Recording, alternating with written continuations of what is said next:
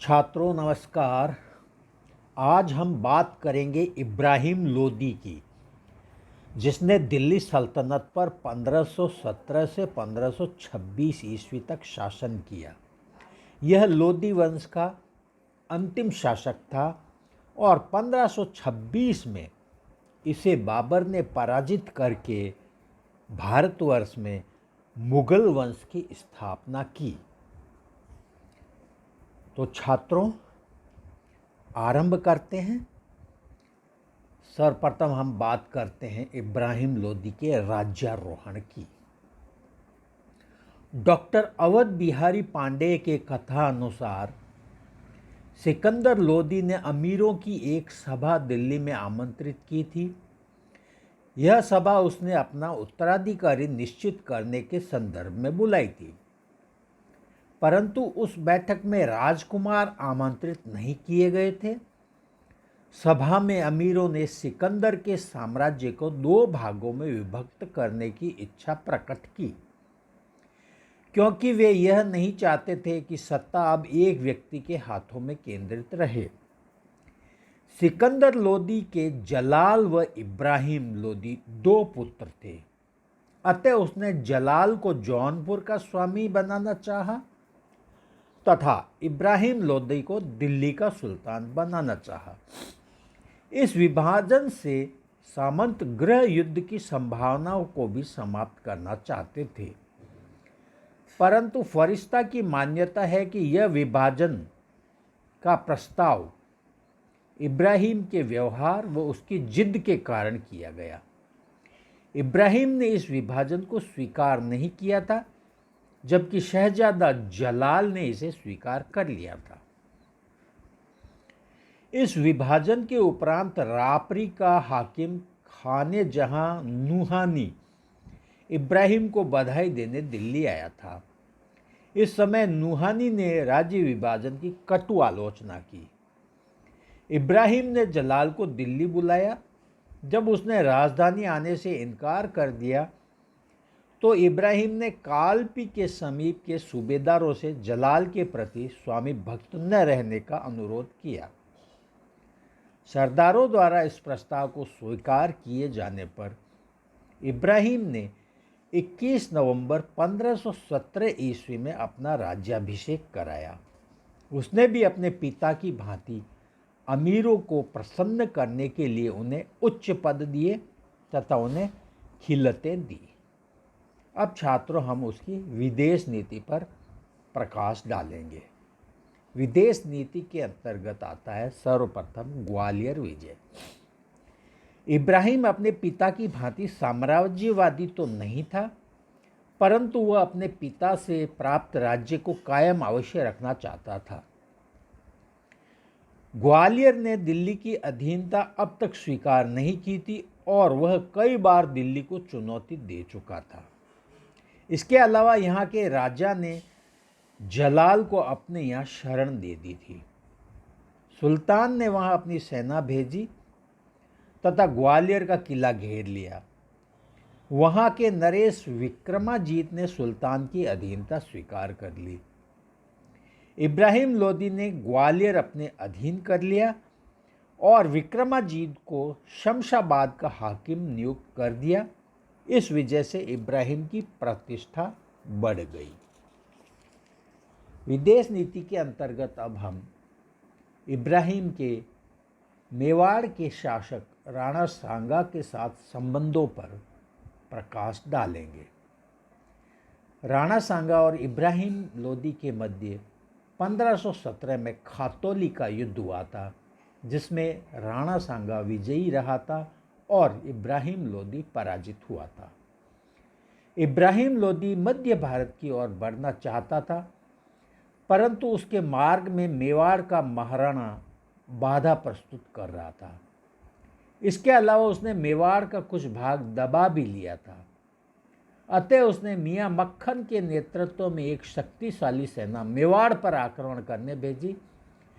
मेवाड़ का राणा उस समय राणा सांगा था। राणा सांगा ने मुस्लिम सेना को धौलपुर के समीप 1517 ईस्वी में खातौली के युद्ध में पराजित कर दिया। इस युद्ध में मुस्लिम सेना का बहुत संहार हुआ। मियाँ मक्खन तथा उसके सैनिक युद्ध भूमि से भाग खड़े हुए थे।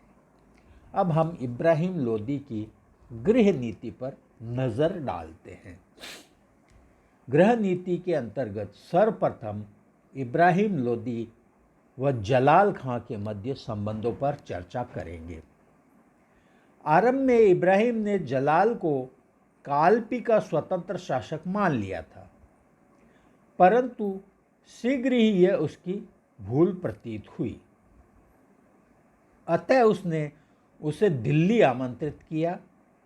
जलाल इब्राहिम का भाई था। जलाल इब्राहिम की चाल समझ गया और वह दिल्ली नहीं आया। इस पर कालपी के घेरा डाला गया। जलाल आगरे की ओर भाग गया। वहाँ भी उसका पीछा किया गया। वह ग्वालियर होता हुआ गोंडवाना पहुँच गया।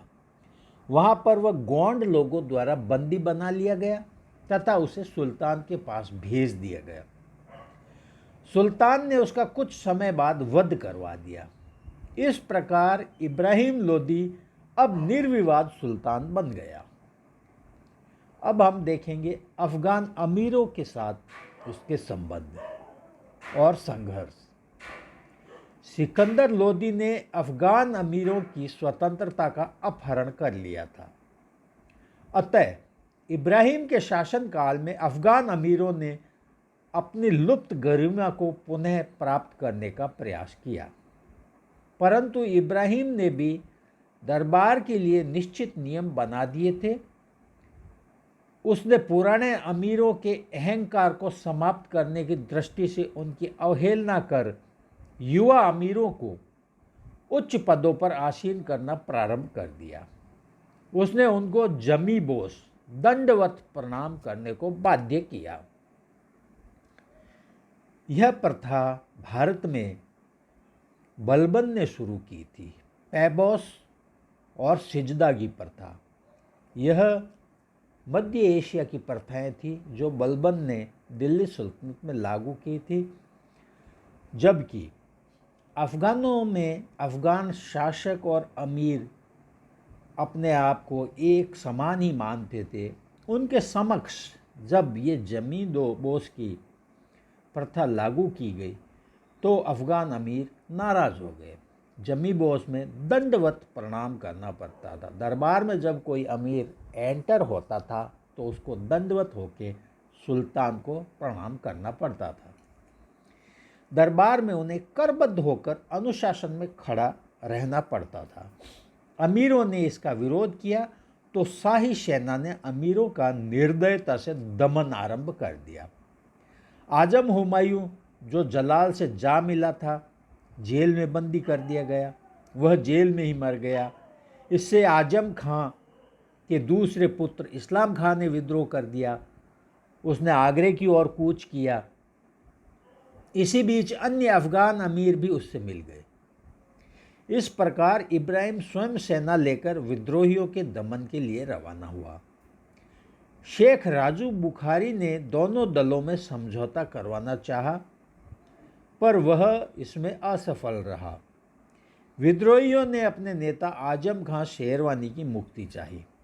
इब्राहिम लोदी ने इसे अस्वीकार कर दिया।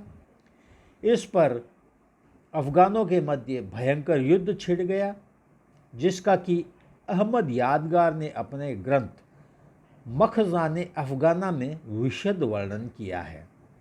वह लिखता है, लाशों के ढेर लग गए और युद्ध क्षेत्र उनसे ढक गया। पृथ्वी पर पड़े सिरों की संख्या असंख्य थी। इस युद्ध का परिणाम सुल्तान के पक्ष में गया। विरोधी अफगान युद्ध में खेत रहे। समर्थकों को सुल्तान ने जागीरें देकर पुरस्कृत किया। अब हम देखेंगे इब्राहिम लोदी के बिहार से संबंध और बिहार में जो विद्रोह हुआ उसने उसे कैसे हैंडल किया। जब सुल्तान द्वारा इस्लाम खां को दबा दिया गया तो बिहार के सूबेदार दरिया खां नुहानी ने समझा कि सुल्तान अब उसे अपना निशाना बनाएगा। अतः उसने बगावत कर दी।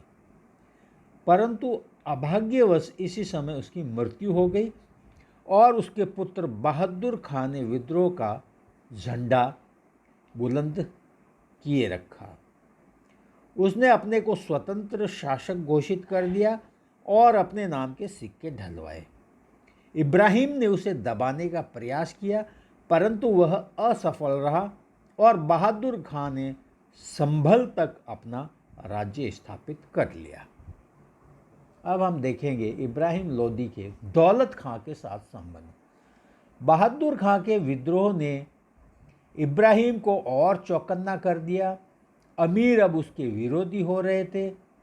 दौलत खां लोदी, जो उस समय पंजाब का गवर्नर या सूबेदार था, उसे और भी भयंकर लग रहा था।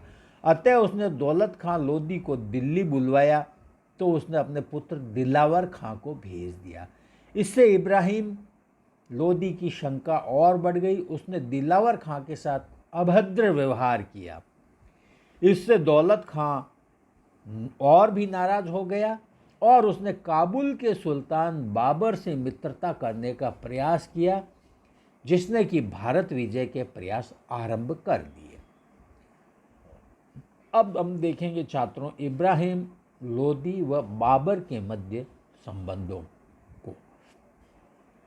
अफगानों को परास्त करने के परिणाम स्वरूप इब्राहिम का विरोध चारों ओर बढ़ने लगा। एक और तो इस विजय से इब्राहिम और भी निष्ठुर हो गया, दूसरी ओर अफगान अमीर उसके प्रबल विरोधी हो गए। बिहार के दरिया खान लोहानी, जहां लोदी तथा मियां हुसैन ने विद्रोह किया, चंदेरी में शेख हसन करमाली ने के वध की आज्ञा जब सुल्तान द्वारा दी गई, तो अफगानों को यह विश्वास हो गया कि अब हमारा जीवन तथा गौरव इब्राहिम के राज्य में सुरक्षित नहीं है। अतः वह सुल्तान को अपदस्थ करने का प्रयास करने लगे। गाजीपुर का सूबेदार नासिर खां भी लोहानी से जा मिला। उत्तर में पंजाब का सूबेदार दौलत खां लोदी सुल्तान का विरोधी बन ही गया था। इन परिस्थितियों में बाबर ने भारत की ओर प्रस्थान किया। बाबर 1526 ईस्वी में भारत आया और 21 अप्रैल को पानीपत के मैदान में इब्राहिम को युद्ध में परास्त कर वह दिल्ली का स्वामी बन बैठा। इस युद्ध में इब्राहिम लोदी मारा गया और दिल्ली का शासन मुगल वंश के शासक बाबर के हाथों में चला गया। इस प्रकार 1526 में इब्राहिम की मृत्यु के साथ ही दिल्ली सल्तनत का अवसान हो गया और एक नए युग की शुरुआत हुई। दिल्ली सल्तनत के अवसान के साथ ही मुगल वंश का शासन भारत में प्रारंभ होता है। अब हम इब्राहिम लोदी के चरित्र का मूल्यांकन करेंगे, उसके गुण दोषों पर नज़र डालेंगे। इब्राहिम लोदी वंश का अंतिम शासक था। तत्कालीन इतिहासकारों ने उसे अयोग्य शासक बताया है, पर डॉक्टर A.L. श्रीवास्तव का कहना है कि इब्राहिम लोदी ने योग्यता तथा बुद्धि का सर्वथा अभाव नहीं था। उसमें एक अच्छे सैनिक गुण विद्यमान थे, पर यह सब होते हुए भी वह उसे अपने जीवन काल में दुखद विफलताएं भोगनी पड़ी। इसका कारण यह नहीं था कि वह एक अच्छा प्रशासक नहीं था। उसको सर्वाधिक कष्ट अफगान अमीरों से मिले। इसका मूल कारण यह था कि वह अफगान जाति के चरित्र तथा भावनाओं से अपरिचित था। इसी के फलस्वरूप उसने उनके साथ कठोर व्यवहार किया और उन सबको अपना विरोधी बना लिया। इसका परिणाम यह निकला कि अफगान अमीर ही लोदी वंश की नींव खोखले करने में लग गए और वे बाबर तक को भारत पर आक्रमण करने हेतु आमंत्रित कर बैठे। इसके अलावा यह भी सत्य है कि इब्राहिम लोदी एक दूरदर्शी राजनीतिज्ञ नहीं था। वह अपनी कठोर नीति से होने वाले परिणामों का आभास नहीं कर सका, इसलिए वह अपने विरोधियों की संख्या में कमी करने के स्थान पर निरंतर वृद्धि ही करता रहा। तो छात्रों, ये था इब्राहिम लोदी का चैप्टर जो समाप्त होता है और इसी के साथ लोदी वंश भी समाप्त होता है। आगे हम मुगल वंश का अध्ययन करेंगे। थैंक यू, धन्यवाद।